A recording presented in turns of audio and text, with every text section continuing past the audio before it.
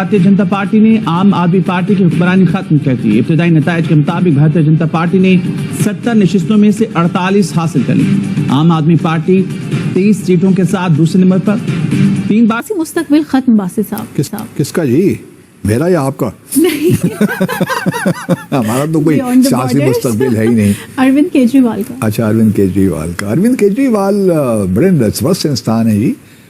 10 साल उन्होंने हुकूमत की है, लेकिन बीजेपी ने बहुत तंग किया उनको। अन्ना हजारे की तहरीक से जन्म लेने वाली जमात आम आदमी पार्टी 12 साल बाद दिल्ली के इक़्तिदार से बाहर। बीजेपी ने मैदान मार लिया। 70 में से 48 नशिस्तें हासिल की। साबिक वज़ीर आला अरविंद केजरीवाल और डिप्टी वज़ीर आला मनीष सिसोदिया भी अपनी नशिस्तें ना बचा सके। दिल्ली के इंतखाबात में आम आदमी पार्टी को बदतरीन शिकस्त। 12 बरस से हुक्मरान जमात इख्तिदार से बाहर हो गई। 3 बार वजीर आला रहने वाले अरविंद केजरीवाल अपनी नशिस्त भी ना बचा पाए। नरेंद्र मोदी की जमात बीजेपी 70 में से 48 नशिस्तें ले उड़ी। आम आदमी पार्टी के हिस्से में सिर्फ 22 नशिस्तें आईं। कांग्रेस पार्टी गुज़िश्ता इंतखाबात की तरह खाता ही ना खोल सकी। अरविंद केजरीवाल ने शिकस्त तस्लीम करते हुए बीजेपी को जीत की मुबारकबाद दी। भारतीय मीडिया के मुताबिक आलूदगी में इजाफा आम आदमी पार्टी की शिकस्त की बुनियादी वजह बनी। केजरीवाल अपने वादों पर अमल दरामद ना कर सके। 10 बरस बाद भी इंतखाबी मुहिम के दौरान पुराने वादे दोहराते रहे। शराब के ठेकों में करप्शन के इल्जामात से पार्टी की साख मुतासिर हुई। के खिलाफ करप्शन के केसेस बनाए, वो जो एनफोर्समेंट डायरेक्टरेट है उनको पीछे लगा दिया। मुझे भी उससे उनको मुलाकात का 1-2 बार मुलाकात का मौका मिला है। तो बड़े मतलब कोई ऐसी उनमें बात नहीं है। हम लाते हैं टॉक शोज और अनलिमिटेड एंटरटेनमेंट सिर्फ YouTube पर। अगर आपने अभी तक हमारा चैनल सब्सक्राइब नहीं किया तो अभी सब्सक्राइब करें और बेल आइकॉन को क्लिक करके हमारी लेटेस्ट वीडियोस के बारे में अपडेट जानें। मुस्तकबिल खत्म। बासित साहब किसका जी, मेरा या आपका? नहीं हमारा तो कोई सियासी मुस्तकबिल है ही नहीं। अरविंद केजरीवाल का। अच्छा, अरविंद केजरीवाल का। अरविंद केजरीवाल बड़े नस्वस्त इंसान है जी। 10 साल उन्होंने हुकूमत की है, लेकिन बीजेपी ने बहुत तंग किया उनको।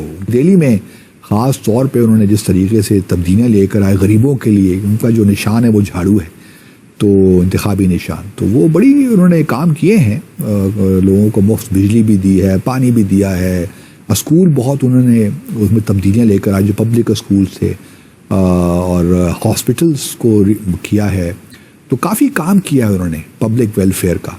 लेकिन पिछले कुछ सालों से चूँकि वो ज़ेर-ए-ताब आए हुए थे, बीजेपी की हुकूमत ने पीछे लगी हुई थी, तो उनको फिर चीफ मिनिस्टर के ओहदे से भी हटना पड़ा, क्योंकि जेल में है ना। लेकिन मुझे ये हैरत हुई है कि वो अपनी सीट भी हार गए इस दफ़ा। पिछले इंतखाबात जब हुए थे 2020 में, तो आम आदमी पार्टी के पास 70 में से 62 सीटें थीं असम्बली में। लेजिस्लेटिव जो असम्बली है न्यू दिल्ली की, यूनियन टेरिटरी है ये, स्टेट नहीं है। और इस दफ़े बीजेपी ने बड़ा मारा है और बीजेपी के मेरे ख्याल 47 से 48 सीटें हैं। तो आप इससे अंदाज़ा लगें कि अब तो उनको ज़रूरत नहीं है कि वो किसी के साथ अलायंस भी करें, वो तो अब इंडिपेंडेंटली अपनी हुकूमत बनाएंगे बीजेपी। तो बीजेपी के लिए बहुत बड़ी कामयाबी है। और ये भी मुझे थोड़ी हैरत हुई है, मैं देख रहा था मीडिया इंडिया का, तो उसमें जो एक तो ना बस्तियां हैं मुख्तलिफ, पंजाबी कॉन्स्टिट्यूंसी बड़ी इंपॉर्टेंट है दिल्ली में, बहुत पंजाबी रहते हैं। उन्होंने सरप्राइजिंगली बीजेपी को ज़्यादा सपोर्ट किया है। सही। और जो स्लम्स के इलाके हैं, बस्तियां जो हैं, उसमें अरविंद केजरीवाल की आपकी बड़ी सपोर्ट है। लेकिन वहाँ भी वो सपोर्ट, उनकी तकरीबन 20 सीटें हैं वहाँ पे, लेकिन उसमें से मेरे ख्याल 12 या 13 वो जीते हैं आपके लोग। तो अब चूँकि अरविंद केजरीवाल खुद भी हार गए हैं, ये एक बहुत बड़ा सेटबैक है मैं समझता हूँ उनके लिए। जहाँ तक उनके मुस्तकबिल की बात है, सियासत में देखिए कोई चीज़ हरफ़े आखिर तो होती नहीं है। आज अगर आप डूबे हैं इस तरफ, तो कल उस तरफ आप दोबारा उभर भी, सूरज तुलू हो जाएगा दोबारा।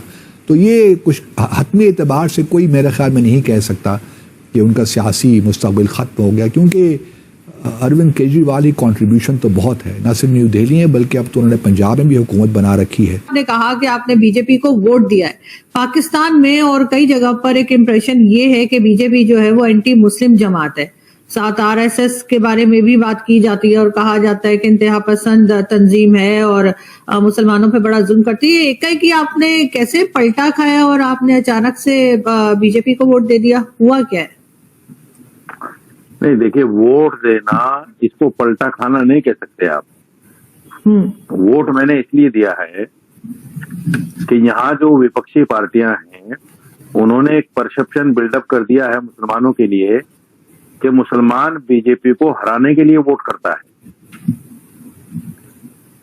और एक और परसेप्शन ये है मुसलमानों के लिए कि मुसलमान कांग्रेस, आम आदमी पार्टी और समाजवादी को छोड़कर कहीं नहीं जा सकता। तो मुझे ये दोनों परसेप्शन खत्म करने थे।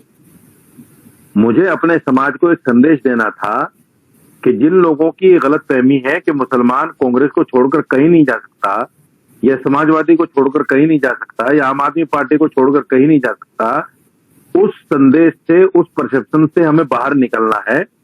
ये मेरा संवैधानिक अधिकार है, मैं किसी भी पार्टी को वोट कर सकता हूं, और बीजेपी मुसलमान के लिए अछूत नहीं है कि बीजेपी को मुसलमान वोट कर ही नहीं सकता। आप देखिएगा पिछले इलेक्शन में भी 8 से 9% मुसलमानों ने वोट किया है बीजेपी को। उसमें भी देखते हैं अगले जब इंतखाबात होंगे तो क्या होंगे, लेकिन एक थर्ड पार्टी के तौर पे तो उभरे हैं वो, और उनका मुस्तकबिल अब क्या होता है टाइम विल शो। लेकिन I do not rule out anyone. Politics में इस तरह ही होता है, और खास तौर पे अनप्रेडिक्टेबल सिचुएशन है। आज मोदी साहब अगर नहीं होंगे, बीजेपी तो सारी उम्र नहीं रहेगी ना, ता क़यामत। मुमकिन है कांग्रेस दोबारा आ जाए, तो ये सिलसिले चलते रहे, अप्स एंड डाउन्स लगे रहते हैं सियासत में। दूसरा जो है, लेकिन ये इंटरेस्टिंग होगा कि अगला चीफ मिनिस्टर कौन होगा न्यू दिल्ली का। आया वो शख्स होंगे, मुझे उनका नाम याद नहीं है, जिन्होंने अरविंद केजरीवाल को हराया है, क्या वो चीफ मिनिस्टर बनेंगे? लेकिन कैंडिडेट्स बहुत हैं, अभी ऐलान नहीं हुआ कि कौन कैंडिडेट होगा। But in any case Arvind Kejriwal का सीरियस सेटबैक। सही। हमारे लिए संविधान से ज्यादा ना कांग्रेस हमें दे सकती, और ना हमारे जो संवैधानिक अधिकार हैं वो भाजपा हमसे छीन सकती। तो फिर हम इस डर में, इस भय में क्यों जिए कि साहब बीजेपी आ जाएगी तो हमारा वोट राइट भी छीन लेगी, या हमें हिंदुस्तान से निकाल देगी। इस डर और इस भय में हम क्यों जिए? मुसलमान हिंदुस्तान में बाय चॉइस रहा है, हमारे लिए कोई मजबूरी नहीं थी। रास्ते खुले हुए थे, जा सकते थे हम भी आपकी तरह पाकिस्तान, लेकिन हम नहीं गए।